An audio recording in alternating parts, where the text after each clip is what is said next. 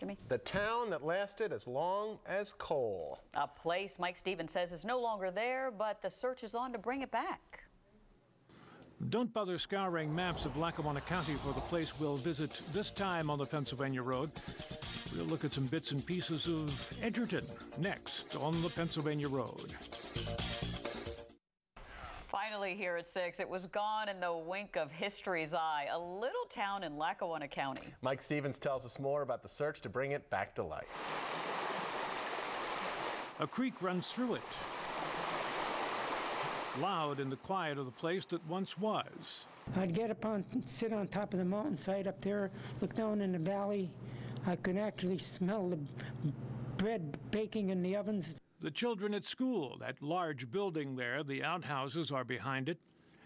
Up on the opposite hill, the distant sound of a coal operation, the reason this place near Jermyn existed for 22 years.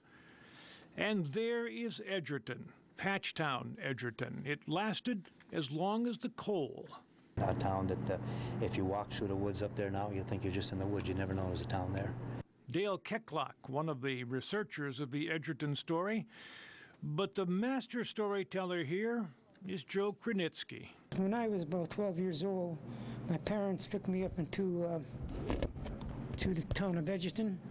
And as we walked through the streets of the ghost town, they would talk about Edgerton, and it was very interesting, you know. Interesting enough to hold Joe's attention for all of 45 years.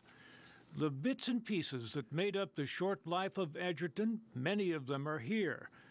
That creek, Joe will tell you, is where 5-year-old John Luxmore died, swept away one day while his mother tended to her work. Life in Edgerton was not easy. But it was life, and one day the coal went away, and then so did Edgerton, almost overnight. Now, thanks to Joe, Dale, and some others, at least we know part of its story. Mike Stevens, Newswatch 16 on the Pennsylvania Road in Lackawanna County. And you have to say Edgerton. Edgerton. Yeah, kind of rolls with it. That's Newswatch 16 at 6. Up next, World News with Diane Sawyer. And remember,